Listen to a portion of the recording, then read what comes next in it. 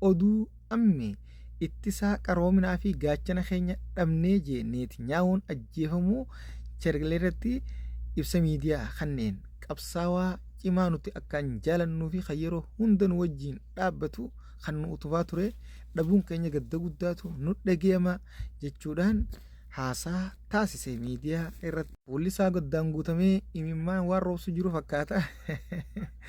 Itti xiqqaatte sila. Atis karaa kee kanuma jennaan si duuba dhaabbatee si ergaa ture akka ati gochoota dila kana raawwattu tokko si karaa qaceelee kutee miti.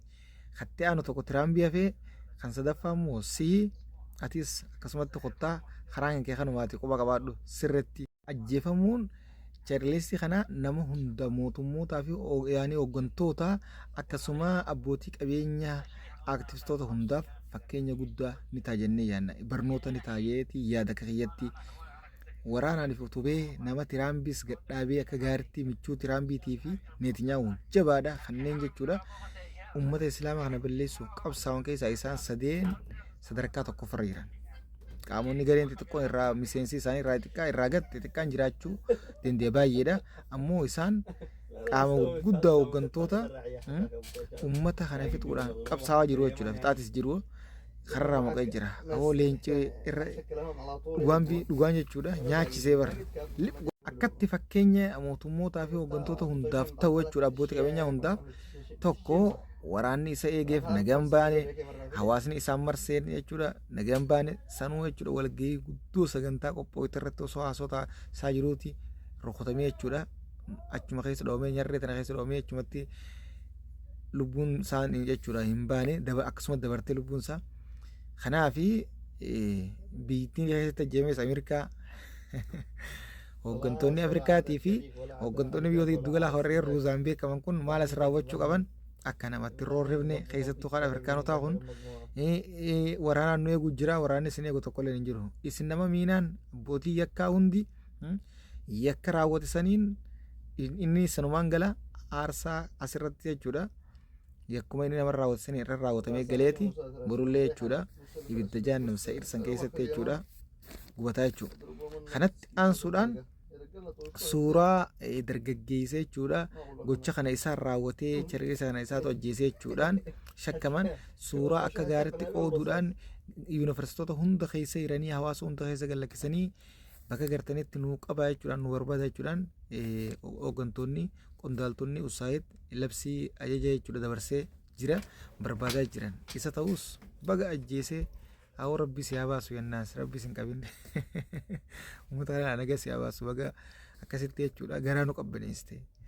Kanatti aansuudha Tiraambiis Cheerleessi jechuun saayiba keenya jabaa fi michuu akkaan jaalannu kanuu jechuudha waa hundaati dhabnee gaddi nu dhagame guddaadha jechuudhaan akka gaariitti ibsanii jiran akkasuma aktivistoonni baay'een jechuudha warra Ameerikaatis ta'ee Awurooppaa warri lixaa kun guutuun gaddaan guutamaniiti goota dhabne goota keenya dhabne hayyuu keenya dhabne beekaa keenya dhabne uumaa jechuudha inni karaa jannataa kutee jira kadhannaa fi jechaa jechuudha ibsa wal faanaa fi wayiwaata baasaa jiran. Kanatti aansu jiddumaanuu mallattoo gurraatti natti kunaan sabskaraayib godhaan isiniin jaa gara jechuudha biyyaatis ta'uutu akka isin keessa buuseetiin walitti hidhata qabdi waan ta'eef gara oduu biyyoota giddu galaatti yotan addunyaatti isinas deebisaa Itiyoon bara 2018 bara haaree osoo kabajachaa jirtu ayyaana bara haaree irratti gammachuu kanarra osoo jirtu ajjeefamuu Cheerleessi kana dhageenyaan asumatti jechuu gammachuu gara mimaanii jijjiirrattee jechuudha wayduu mimaanii waydisaa oolte miidiyaaleen amaaraa baay'een wal jala gabaasaa jiran goota keenya dhabnee jechuun akka warra Ameerikaatti nuufis goota jechuudhaan iman wayduu buusaa oolan gabaasaan kana kan nu ga'e gana buuftan. Isinoo maaltu isin boochise isin afaan amaaraa afaan oromootis ta'u bakki isin jirtan Itiyoo yookaan Afrikaa isinuu quban qaban boocha keessan maaltu isin rakkiseen isin hin jaawaran.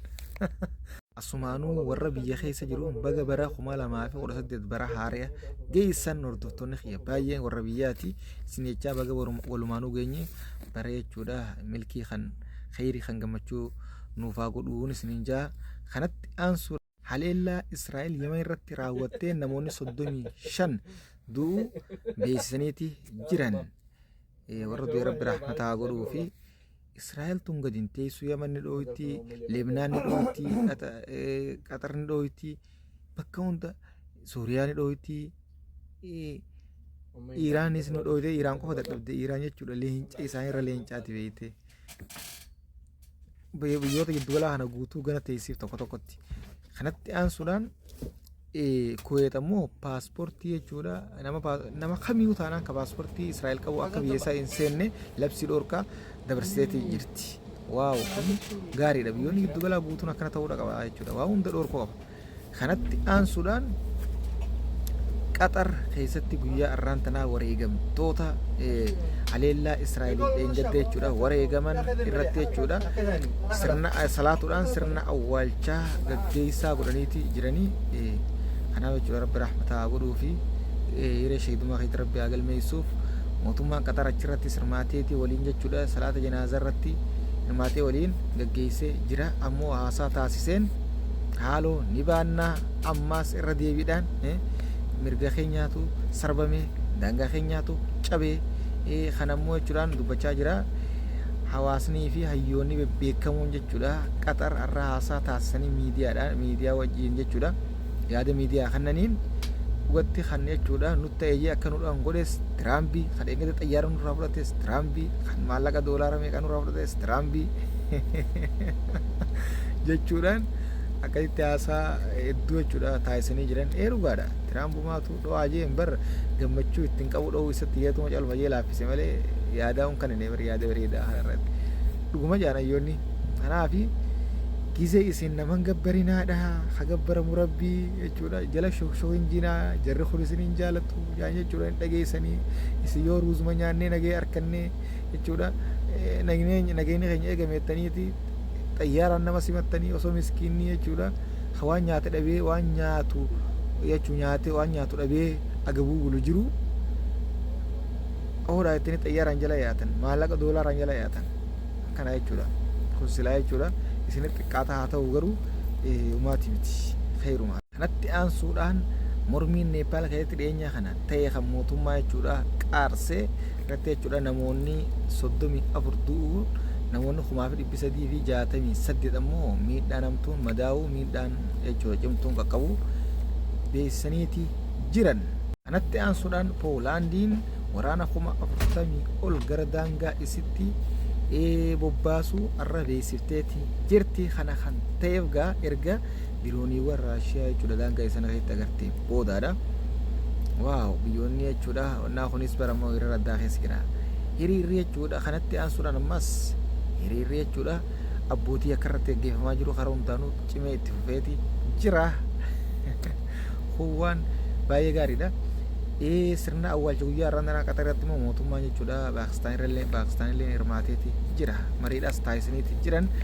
Kanatti aansuudhaan dubartoonni Suudii tekinooloojii artifishaal intelligensii jechuudha fayyadamuudhaan dirooniiwwan oomishuu hojjechaa jiraachuu beeksisaniiti jiran. Kana miidiyaalee guddaatu gabaasaa jira. Waaw Iraan fakkeenya godhachaa jiran haala kanaan jabaatanii yoo tufan baay'ee gaariidha. Iraan tun barii warra gartee miti dubartoonnummaan misaa'ila akka meeshaa wal hormaata dhiiraa kana jechuudha gara Israa'el acharuudhaan dhaabbattee kanatti jechuudha tekinooloojiidhaan waaw akkasitti Israa'el raaftee jechuudha. Namni Israa'el booji'ee Iraan qofa.